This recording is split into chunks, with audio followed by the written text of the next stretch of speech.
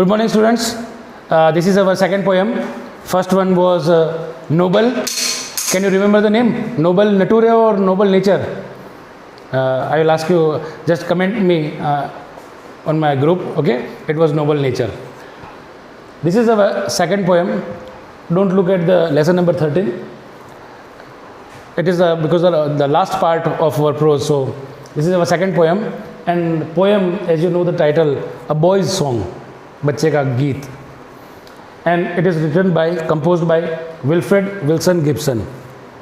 Yesterday I told you that whenever the questions come in board examination, first thing, the first basic question is that who is the composer or who is the poet of the poem, whatever poem may be. So it is always important to remember the name of the poet. First, I start with the recitation, and it's a very small poem consisting of only 12 lines. But these 12 lines have a very deep meaning itself in it, and also the poet is conveying the message of freedom. And you know very well the importance of freedom. अभी तो आप सभी lockdown में कहाँ थे ना, घर के अंदर बंद थे, छटपटा गए थे हम.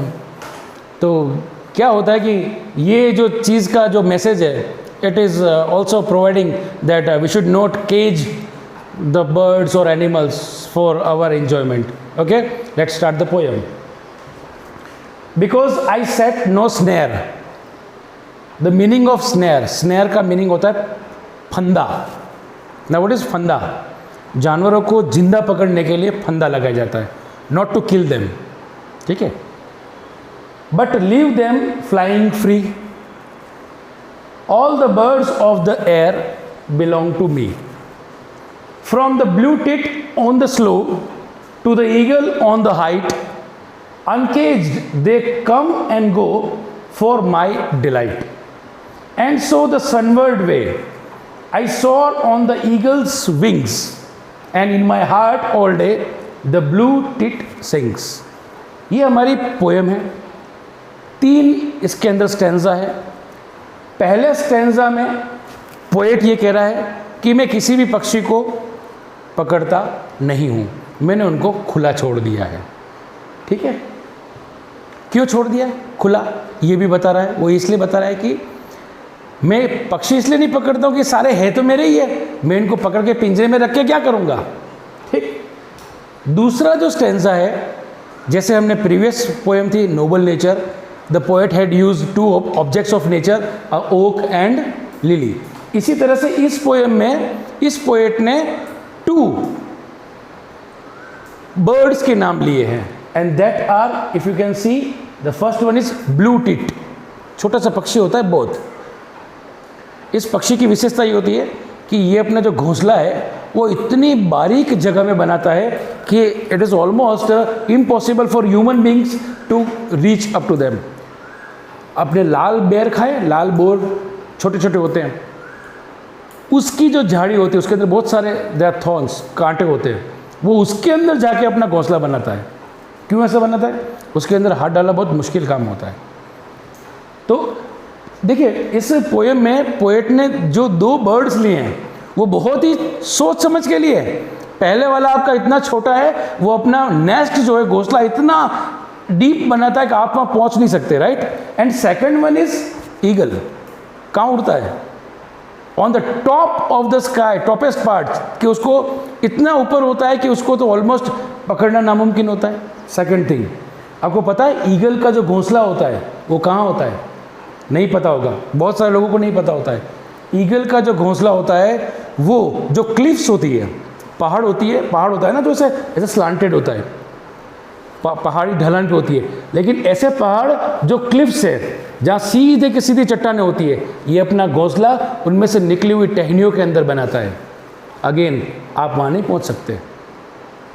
ये आइडेंटिकल बनाया है कि 2 ऐसे पक्षी जिन तक आपका पहुँचना नामुमकिन है, वो भी उसी के हैं. ठीक, ये तो उसकी बात हो गई.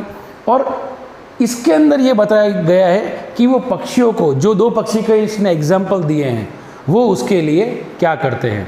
ओके तो ये हमारा एक बेसिक हिंदी का एक्सप्लेनेशन था। अब मैं आपको इसको इलेबरेट एक्सप्लेन करता हूँ। Because I set no snare, poet says that he sets no snare, उसका कोई आइडिया नहीं है, कोई उसका विचार नहीं है कि मैं किसी पक्षी को जाकर के पकड़ूं। But leave them flying free, मैंने उनको हमेशा आज़ाद उड़ने दिया है।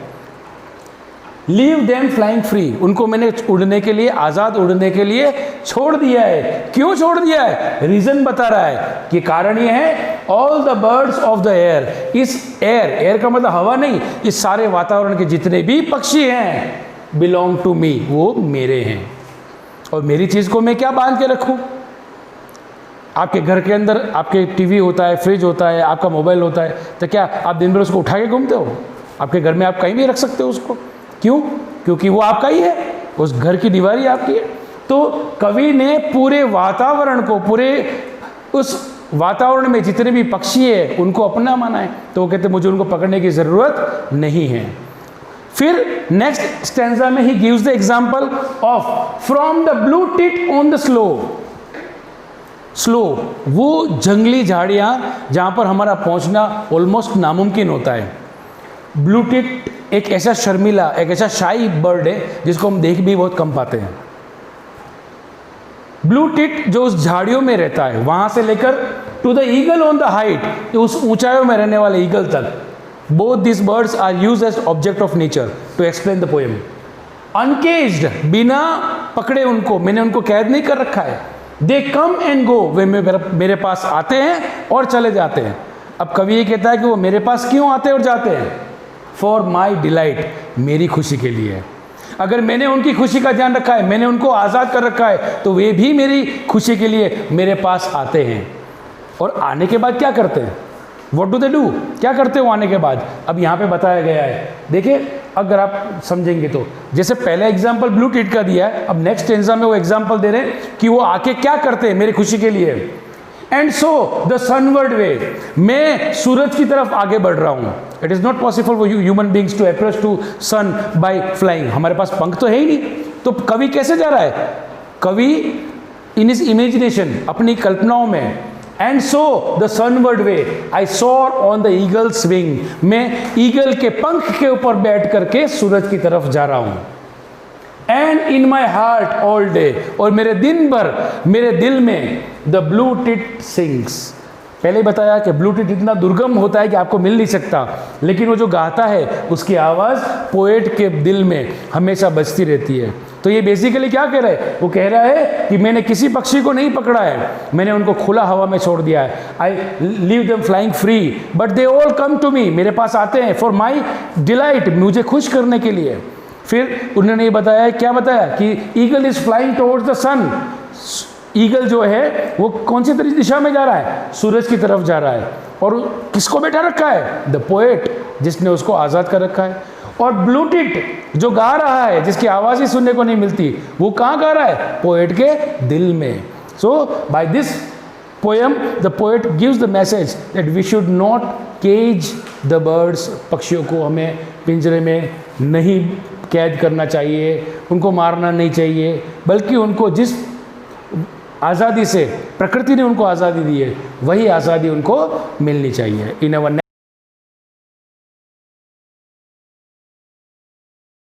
हम सबसे पहले P&L एप्रोप्रिएशन के बारे में पढ़ेंगे। बिल्कुल दोस्तों, P&L एप्रोप्रिएशन के बारे में पढ़ेंगे, P&L एप्रोप्रिएशन के क्वेश्चन सॉल्व करेंगे। और सबसे इम्पोर्टेंट बात, आप क्वेश्चन सॉल्व तो करोगे ही करोगे, लेकिन क्वेश्चन खुद भी बनाओगे और खुद के क्वेश्चन सॉल्व करने में और ज़्यादा जो मज़ा आएगा वो भी फील करोगे। यानी कि आप क्वेश्चन बना सकते हो और उन क्वेश्चन को सॉल्व भी कर सकते हो। तो हम देखते हैं कंसेप्ट वाइज, यानी कंसेप्ट क्या था। बस आपको यही याद रखना है कि कंसेप्ट क्या है उस क्वेश्चन में, रटना कुछ भी नहीं है, सिर्फ समझना है। और एक बार समझी हुई चीज़ 1000 बार या काम आएगी, और 1000 बार रटी हुई चीज़ एक बार भी काम नहीं आती। तो चलिए शुरू करते हैं। इलस्ट्रेशन 1 जो आपकी स्क्रीन पर आ रहा है, जो P&L एप्रोप्रिएशन से रिलेटेड है। Ajay and Vijay started a partnership business on 1st April 2016. Their capital contributions were rupees 2 lakh and 3 lakh respectively. The partnership did provide: first, interest on capital at the rate of 10% per annum. Second, Ajay to get a salary of rupees 2000 per month and Vijay rupees 36,000 per annum. Third, interest on drawing amounted rupees 2000 for Ajay and 3000 for Vijay. Fourth, profit are to be shared in the ratio of 3:2. Fifth, during the year, drawings of Ajay and Vijay amounted to rupees 30,000 and 40,000 respectively. The profits for the year ended 31st March 2017 before making above appropriations rupees 2,45,000. Prepare profit and loss appropriation account. Ajay तथा विजय ने 1 अप्रैल 2016 को साझेदारी व्यवसाय शुरू किया। उनकी पूंजी क्रमशः 2 लाख रुपए तथा 3 लाख रुपए थी। साझेदारी सल्लेख में निम्न बातों का वर्णन है। पहला, पूंजी पर 10% वार्षिक दर से ब्याज दिया जाएगा। दूसरा, अजय को रुपए 2,000 प्रति मास तथा विजय को 36,000 रुपये वार्षिक वेतन दिया जाएगा। थर्ड, आहरण पर ब्याज अजय से 2,000 तथा विजय से 3,000 वसूला जाएगा। फोर्थ, लाभों को 3:2 के अनुपात में विभाजित किया जाएगा। पांचवा, वर्ष के दौरान अजय और विजय के आहरण क्रमशः 30,000 रुपये तथा 40,000 रुपये थे। 31 मार्च 2017 को समाप्त होने वाले वर्ष के लिए उपरोक्त समायोजन करने से पहले फर्म को रुपये 2,45,000 का लाभ हुआ। लाभ हानि नियोजन खाता बनाइए। तो चलिए दोस्तों, क्वेश्चन को हम शॉर्ट कर लेते हैं, जिससे क्वेश्चन पढ़ने में इजी रहेगा और उसका जब हम सॉल्यूशन करेंगे तो और भी ज़्यादा इजी रहेगा और क्वेश्चन माइंड के अंदर बैठ जाएगा। तो चलिए, क्वेश्चन को मैंने शॉर्ट कर दिया है। जैसे अजय और विजय, जिनकी कैपिटल है 2 लाख रुपीज़ और 3 लाख रुपीज़। फिर उसके बाद आईओसी के बारे में बता रखा है। आईओसी कितना है? 10%। फिर उसके बाद सैलरी दे रखी है इसको 2000 पर मंथ, यानी कि 2,000 रुपये हर महीने देना है। और विजय को कितना देना है? 36,000 रुपये पर एनम। पर एनम का मतलब होता है वार्षिक, यानी कि हर साल। इसकी महीने की है और इसके साल भर की है। फिर उसके बाद इंटरेस्ट ऑन ड्राइंग, इसका इंटरेस्ट ऑन ड्राइंग कितना दे रखा है? 2,000 रुपये और इसका कितना है? 3,000 रुपये। फिर उसके बाद प्रॉफिट रेशो के बारे में बता रखा है। तो प्रॉफिट रेशो है इनका 3:2, यानी कि जो भी प्रॉफिट बचेगा लास्ट में उसको 3:2 में बांट देंगे। फिर उसके बाद ड्राइंग, यानी कि जो आहरण किया है अजय ने कितना किया है? 30,000 रुपये और विजय ने कितना किया है? 40,000 रुपये। फिर उसके बाद 31 मार्च 2017 को प्रॉफिट कितना बचा? 2,45,000 रुपये प्रॉफिट है, जो इन सब एडजस्टमेंट करने से पहले का प्रॉफिट है। यानी कि ये एडजस्टमेंट कुछ भी नहीं कर रखे हमने और उसका प्रॉफिट कितना बचा हुआ है? 2,45,000, जिसमें से सारे एडजस्टमेंट करने हैं और उसके बाद में अगर पैसा कुछ बच जाता है तो उसको 3:2 में बांट देना है। तो क्वेश्चन आई होप समझ में आ रहा होगा आपको। क्वेश्चन शॉर्ट कैसे किया, जो पूरा क्वेश्चन था उसको उन्हीं पॉइंट वाइज सॉल्व किया, शॉर्ट किया है। जैसे अजय और विजय, कैपिटल दे रखी है, आईओसी दे रखी है, सैलरी है, आईओडी है, प्रॉफिट और लॉस रेशियो है, ड्राइंग है और फिर लास्ट में प्रॉफिट है। इस क्वेश्चन में हमें बनाना है P&L एप्रोप्रिएशन अकाउंट। तो P&L एप्रोप्रिएशन का फॉर्मेट आपको पता ही है। तो चलिए दोस्तों, बना देते हैं P&L एप्रोप्रिएशन का फॉर्मेट। दोस्तों, ये रहा P&L एप्रोप्रिएशन अकाउंट का फॉर्मेट, जिसमें आपको बनाते समय क्या क्या चीज़ें ध्यान में रखनी है। सबसे पहले P&L एप्रोप्रिएशन के अंदर टोटल 4 कॉलम होंगे, जिसके अंदर 2 पार्टिकुलर के होंगे और 2 अमाउंट के होंगे। उसके बाद सबसे ऊपर अपने को टाइटल लिखना है। टाइटल में profit and loss appropriation account, क्या लिखना है? Profit and loss appropriation account. और ये कब बंद हो रहा है? तो फॉर द ईयर, यानी कि ये किस साल के लिए है? फॉर द ईयर एंडिंग 31 मार्च 2017, यानी कि जब भी व्यवसाय की बुक्स बंद कब कर रहे हैं तो 31 मार्च के दिन कर रहे हैं। तो यहाँ लिखेंगे फॉर द ईयर एंडिंग 31 मार्च 2017। अब ये डेट हमें पता कहाँ से चलेगी? ये क्वेश्चन से पता चलेगी कि बुक क्लोज कब कर रहे हैं। तो यहाँ पर दे रखा है कि 1/4/2016 को अजय और विजय ने बिजनेस स्टार्ट किया। तो यहीं से पता चल जाएगा अगर 1/4 को बिजनेस स्टार्ट कर रहे हैं तो इनकी बुक क्लोज कब होगी? हो सकता है 31 दिसंबर कर दें, हो सकता है 31 मार्च। तो यहाँ पर क्वेश्चन में स्पेशल क्या ही रखा है कि 31 मार्च 2017 को 2,45,000 का प्रॉफिट हुआ है, यानी कि बुक क्लोज इनकी कब हो रही है? 31 मार्च के दिन। यानी कि ये ईयर एंड हर साल कब करेंगे? 31 मार्च को। तो आपको क्या करना है? यहाँ पर लिखना है फॉर द ईयर एंडिंग 31 मार्च 2017। यानी कि P&L एप्रोप्रिएशन में सबसे फर्स्ट लिखा जाएगा P&L appropriation account for the year ended या फॉर द ईयर एंडिंग 31 मार्च 2000 जो भी है आपको लिखना है। तो यहाँ 17 है, 17 लिख दिया। फिर उसके बाद पर्टिकुलर अमाउंट, ये डेबिट साइड रहेगा, ये क्रेडिट साइड रहेगा। P&L एप्रोप्रिएशन को सॉल्व करना शुरू करते हैं। तो सबसे पहले P&L एप्रोप्रिएशन में क्या आता है हमने पढ़ा था, या तो प्रॉफिट आएगा या लॉस आएगा। ठीक है, तो यहाँ पर देखते हैं क्वेश्चन में क्या दे रखा है। सबसे पहले देखिए यहाँ पर क्या दे रखा है, जो आने वाली चीज़ें प्रॉफिट और लॉस कहाँ है, बिल्कुल यहाँ पर 31 मार्च 2007 किस साइड लिखेंगे, क्रेडिट साइड। तो हम यहाँ क्रेडिट साइड में लिखेंगे ये जो प्रॉफिट दे रखा है, प्रॉफिट बिफोर एडजस्टमेंट 2,45,000, कितना 2,45,000। तो अब यहाँ देखिए हम क्रेडिट साइड में लिखेंगे और किस नाम से लिखेंगे, सोचिए किस नाम से लिखेंगे, कहाँ से आया ये प्रॉफिट, P&L अकाउंट से। वेरी गुड, तो यहाँ पर लिखेंगे बाय P&L अकाउंट, और आप यहाँ ब्रैकेट में लिख सकते हैं नेट प्रॉफिट भी लिख सकते हैं, या प्रॉफिट बिफोर एडजस्टमेंट भी लिख सकते हैं समझने के लिए। कितना अमाउंट है, 2,45,000। तो यहाँ लिखेंगे 2,45,000। 2,45,000 यानी कि by P&L account profit before adjustment 2,45,000। Profit लिखने के बाद अब हम देखते हैं क्वेश्चन को। अब क्वेश्चन में क्या कहा है, सबसे फर्स्ट में बता रखा उन्होंने कैपिटल अजय की 2 लाख और विजय की 3 लाख। क्या कैपिटल P&L एप्रोप्रिएशन में आएगी, नहीं, तो कैपिटल कहाँ जाएगी, वो उनके कैपिटल अकाउंट में जाएगी। वेरी गुड, तो इसका मतलब ये एडजस्टमेंट हमें यहाँ नहीं करना है, यानी कि ये P&L एप्रोप्रिएशन के अंदर नहीं आएगा। चलिए उसके बाद दे रखा है IOC के बारे में। IOC मतलब इंटरेस्ट ऑन कैपिटल। तो IOC जो दे रखा है वो 10% दोनों के लिए कॉमन दे रखा है, क्वेश्चन के अंदर एक ही 10% दे रखा है कि साझेदारों को उनकी पूंजी पर 10% ब्याज दिया जाए। तो यानी कि 10% दोनों को 10% देना है। तो ये 10% किस पे दिया जाएगा, उनके द्वारा जो लगाई गई पूंजी है उन पर 10% दिया जाएगा। तो चलिए दिया जाएगा, उसमें जो दे रखा है क्वेश्चन के एंड में कि पर एनम वर्ड एक लिखा हुआ आ रहा है कि 10% वार्षिक, क्या लिखा हुआ आ रहा है, पर एनम 10% वार्षिक दिया जाएगा। तो क्या साल कंप्लीट हो रहा है, क्योंकि 1/4/2016 को उन्होंने 2 लाख रुपए लगाए और 31 मार्च के दिन अपन हिसाब क्लोज कर रहे हैं, तो 1 साल पूरा हो जाता है। इसका मतलब पूरा इनकी कैपिटल पे 10% ब्याज मिलेगा। तो इसका मतलब 2 लाख का 10% कितना होगा, 2 लाख का 10% 20,000 और 3 लाख का 10%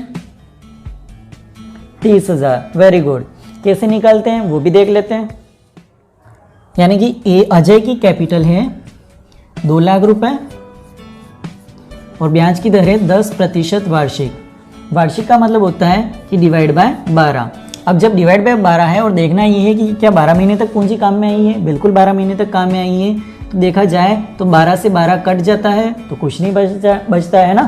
फिर उसके बाद देखिए 10% है, तो 1 0 से 1 0 और 1 0 से 1 0। तो अब क्या बचा कुल मिला के, सिर्फ ये वाला अमाउंट बचा, कितना 20,000 रुपये। यानी कि अजय का ब्याज कितना हो गया पूंजी पर 20,000 रुपये। ऐसे ही हम विजय का भी करेंगे, चलिए आप भी करिए। विजय का है 3 लाख रुपए, उसका 10% यानी 10/100 और वार्षिक है मतलब डिवाइड बाय 12 लिखना है, वार्षिक है 12 लिखना है। अब ये देखना है कि ये कैपिटल कहाँ से कहाँ तक चली हुई आ रही, 1/4 से लेकर 31 मार्च 2017, यानी कि पूरे 12 महीने होते हैं, यानी कि 12 महीने। तो 12 महीने में से 12 महीने ये खत्म हो जाते हैं, यहाँ कुछ भी नहीं बचता है। फिर उसके बाद 2 0 से ये 2 0 हमने खत्म कर दिए। अब उसके बाद क्या बचेगा 30,000 रुपये। तो इसका मतलब इसका ब्याज कितना है 30,000 रुपये। तो दिखने में हमने पता चल रहा है कि इसको 20,000 रुपये ब्याज मिलेगा, इसको 30,000 रुपये ब्याज मिलेगा। तो चलिए लिखते हैं P&L एप्रोप्रिएशन में किस साइड में लिखेंगे। तो बताइए ये खर्चा है फर्म के लिए, तो डेबिट साइड में लिखेंगे। अब इस खर्चे का नाम क्या है, two, very good, interest on capital. किस नाम से लिखेंगे, टू इंटरेस्ट ऑन कैपिटल। अब यहाँ 2 साझेदार है अजय और विजय, तो दोनों को देना है। तो यहाँ लिखेंगे अजय और विजय। अजय को कितना देना है, अजय का कितना निकाला हमने अभी 20,000 रुपये और इसका 30,000 रुपये। दोनों को मिलाओ कितना होता है 50,000 रुपये, जो हम अमाउंट वाले कॉलम में लिख देंगे। यानी कि 2 लाख का सीधा 10% 20,000 रुपये और 3 लाख का 10% 30,000 रुपये, टोटल कितना हो गया 50,000 रुपये। तो हम ये भी देख सकते हैं कि 10% का मतलब होता है पीछे से 10 में एक ही ज़ीरो होता है, तो जो भी अमाउंट है उसके या तो अगर पीछे ज़ीरो है तो उस ज़ीरो को हटा दो, या कोई डिजिट है तो उस एक डिजिट के आगे पॉइंट लगा दो। और अगर मान लो 100 हैं तो ये हुआ हमारा इंटरेस्ट ऑन कैपिटल। अब देखते हैं अगला एडजस्टमेंट। अगला एडजस्टमेंट हमारे बारे में ये बता रहे हैं कि सैलरी के बारे में।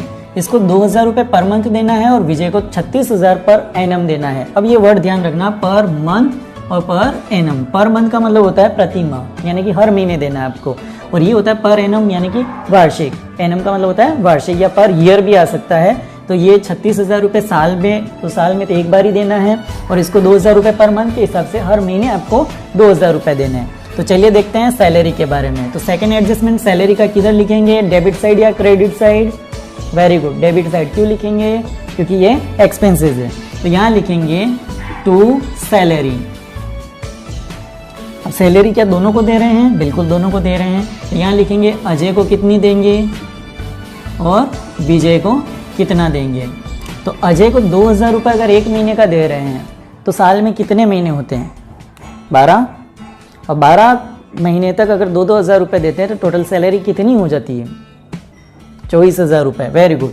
तो यहाँ इसके बन रहे हैं 24,000 रुपये, और इसके कितने हैं? 36,000 पूरे साल भर के ही हैं। इसको 12 से मल्टीप्लाई मत कर देना, ध्यान रखना। तो 24,000 और 36,000 कितने हो जाते हैं? 60,000। तो 60,000 रुपये की सैलरी हम यहाँ लिख देते हैं। तो ये हुआ हमारा सैलरी का एडजस्टमेंट। अब नेक्स्ट एडजस्टमेंट देखते हैं किसको करना है। अब एडजस्टमेंट आ रहा है अपना interest on drawing. Interest on drawing अपने को यहाँ दे रखा है, कितना दे रखा है? 2,000 रुपये और 3,000 रुपये। कितना दे रखा है? 2,000 और 3,000। यानी कि अभी तक हमारे एडजस्टमेंट हो चुके हैं। कैपिटल इसमें आएगा ही नहीं। उसके बाद आईओसी का हमने कर दिया है, सैलरी का हमने कर दिया है। उसके बाद अब इंटरेस्ट ऑन ड्राइंग के बारे में चलेंगे। तो इंटरेस्ट ऑन ड्राइंग जो है वो पार्टनरशिप फर्म के लिए इनकम है या एक्सपेंसेस है? इनकम है ना, तो क्रेडिट साइड में लिखेंगे। तो क्रेडिट साइड में किस नाम से लिखेंगे? वेरी गुड, किस नाम से लिखेंगे? Bye interest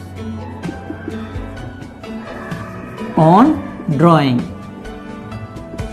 by interest on drawing के नाम से लिखेंगे। तो यहाँ पर ड्राइंग का अमाउंट अपने को दे रखा है 2,000 और 3,000, तो इसलिए आपको निकालने की जरूरत नहीं है।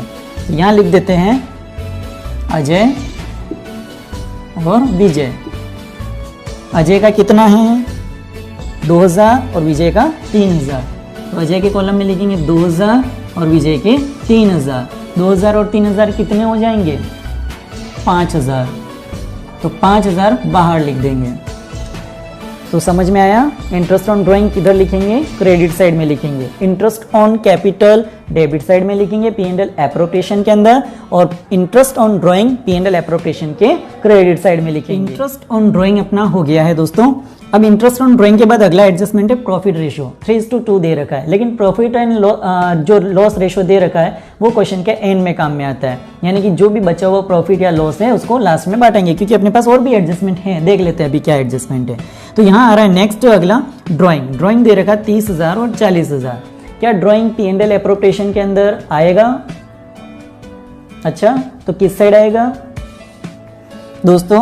ड्राइंग नहीं आएगा P&L एप्रोप्रिएशन के अंदर। तो ध्यान रखना, यहाँ दो चीजें नहीं आती है। कौन कौन सी? एक तो कैपिटल नहीं आती है और एक ड्राइंग नहीं आएगी। ठीक है, गांठ बांध लेना है इस बात को कि यहाँ P&L एप्रोप्रिएशन के अंदर कैपिटल और ड्राइंग नहीं आते हैं, लेकिन उनके इंटरेस्ट जरूर आते हैं। इंटरेस्ट ऑन कैपिटल के नाम से आएगा, और ड्राइंग पे लगने वाला इंटरेस्ट ऑन ड्राइंग के नाम से आएगा। लेकिन कैपिटल और इंटरेस्ट यहाँ नहीं आएंगे, वो पार्टनर्स कैपिटल या करंट अकाउंट में ही जाएंगे।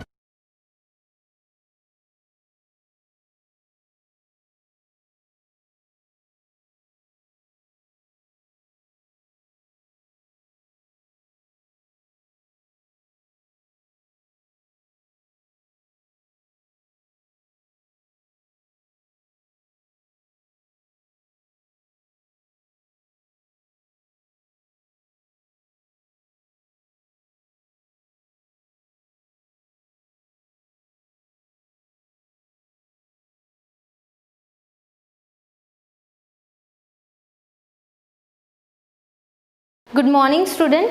So today's topic is demand. आज का टॉपिक मांग है। हिंदी और इंग्लिश मीडियम दोनों का कंबाइन ही होगा अपना क्लास, तो मैं दोनों लैंग्वेज में आपसे बात करूंगी। तो आपको दोनों लैंग्वेज सुनना है, वैसे भी आगे भी अपने को दोनों ही लैंग्वेज में काम करना है। आज का टॉपिक अपना डिमांड है। डिमांड मतलब मांग। तो डिमांड कब एराइज होता है, डिमांड कब आता है? तो डिमांड तब आता है जब हमें कोई चीज़ चाहिए होती है, व्हेन वी नीड समथिंग और we want to satisfy our needs. जब हमें अपनी नीड सेटिस्फाइड करनी होती है तभी मांग आती है। मांग का मतलब ये है कि हमें अगर भूख लगी और सपोज़ हम लोग कहीं जाते हैं और कहीं से भी कुछ शॉपकीपर से परचेज़ करते हैं, मतलब हमने हमारी डिमांड फुलफ़िल की। तो डिमांड हमारी जितनी भी नीड्स होती है या जो भी हमारे काम है उनको पूरा करने के लिए जो चीज़ है वही डिमांड है। और डिमांड जब होती है तब हम चीज़ें खरीदते हैं, परचेज़ करते हैं। अब ये डिमांड कैसे चलती है हमारे प्राइस के साथ? हम डिमांड कैसे करते हैं? हम सब कस्टमर हैं, जितने भी आप स्टूडेंट्स हो या जो भी दुनिया में लोग हैं, सब कुछ ना कुछ चीज़ें खरीदते हैं। सबके पास सारी चीज़ें नहीं होती, राइट? तो जब वो खरीदते हैं तब वो डिमांड करते हैं।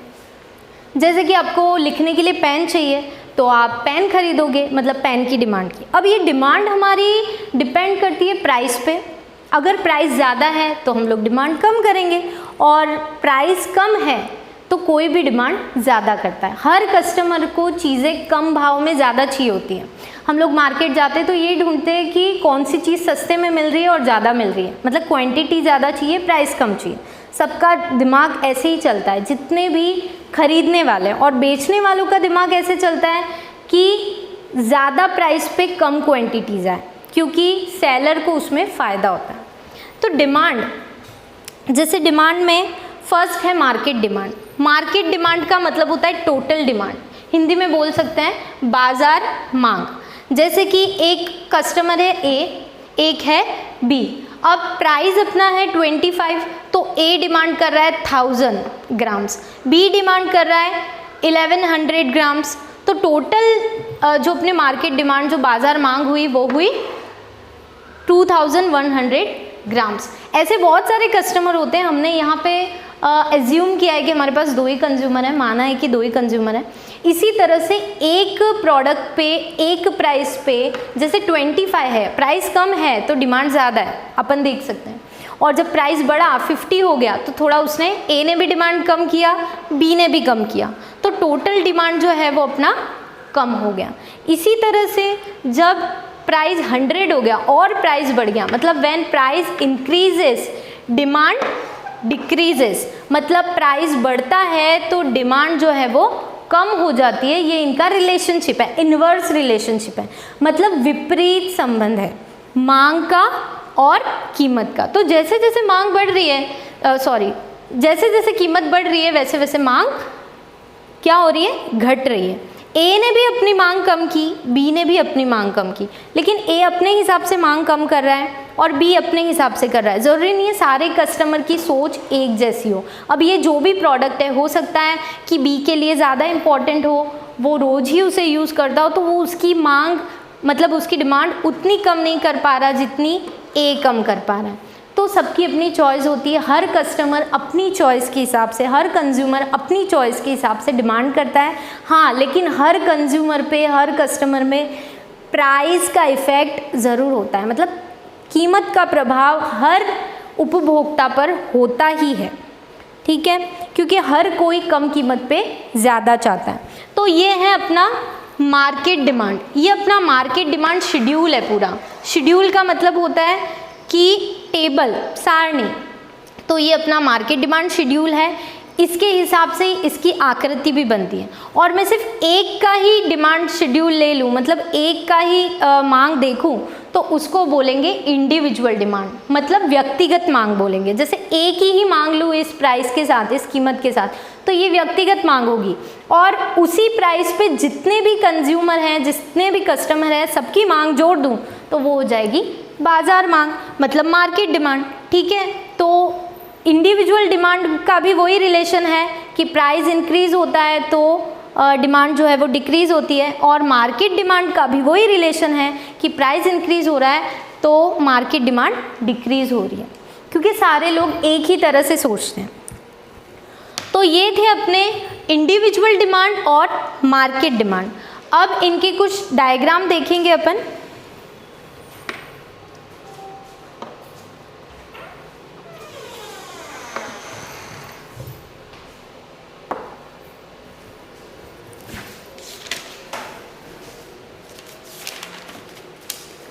टाइम कितना बाकी है?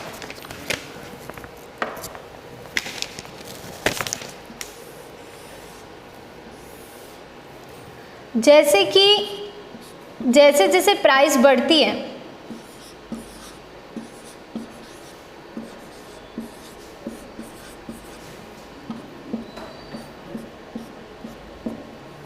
हमेशा यहाँ y एक्सिस ही रहता है, कोई भी डायग्राम हो, और हमेशा यहाँ x एक्सिस होता है। ये अपन 10th में भी पढ़ चुके हैं ना, और यहाँ पे 0 होता है।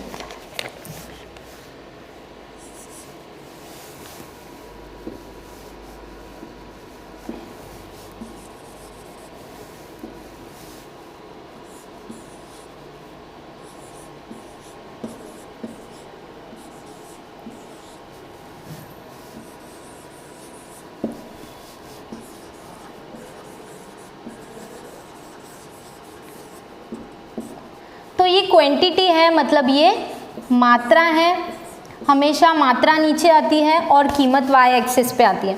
हम देख रहे हैं जैसे जैसे मात्रा बढ़ रही है, जैसे जैसे कीमत बढ़ रही है, वैसे वैसे मात्रा घट रही है। क्योंकि इस 100 को अगर मैं इस लाइन पे ये पॉइंट पे अगर इन्हें मिलाऊं, तो यहाँ पे जो क्वांटिटी है वो कम ले रहा है कस्टमर, जैसे प्राइस डिक्रीज हो रहा है वो क्वांटिटी बढ़ा रहा है। ठीक है, तो ये जो उस क्वांटिटी और प्राइस से मिलके जो कर्व बनता है उसको बोलते हैं डिमांड कर्व। ये है अपना मांग वक्र। ठीक है, तो इन दोनों को अगर हम इस इमेजिनरी लाइन से जोड़े तो हमें पता चलता है कि जैसे जैसे प्राइस बढ़ रहा है वैसे वैसे क्वांटिटी, मात्रा जो है वो कम हो रही है। हर कंज्यूमर, हर कस्टमर इसी तरह से सोचता है। ये अपना मांग वक्र है। अब यहाँ हम इजीली देख सकते हैं कि प्राइस का और डिमांड का जो रिलेशनशिप है वो कैसा है, इन्वर्स है। इन्वर्स मतलब विपरीत है। ये रुपीस मतलब प्राइस जैसे जैसे बढ़ रहा है मात्रा वैसे वैसे कम हो रही है, और कम भाव पे हम देख सकते हैं कि वो ज़्यादा डिमांड कर रहा है। इसका मतलब ये है कि यहाँ पे विपरीत संबंध है। तो ये एक नॉर्मल, एक सपोज हम मान लेते हैं कि ये A का डिमांड शेड्यूल है। ठीक है, तो ये एक इंसान का है। इसी तरह से B का भी कोई डिमांड शेड्यूल हो सकता है कि वो 100 पे कुछ और मात्रा मांगे, पर हाँ वो 100 पे कम ज़रूर करेगा। तो सभी का इसी तरह से सोचना होता है, और यूनिवर्सल जो कंज्यूमर होते हैं वो इसी तरह से परचेजिंग करते हैं। और अगर हम मार्केट डिमांड देखें तो यहाँ पे A और B दोनों के डिमांड कर्व जुड़ जाते हैं।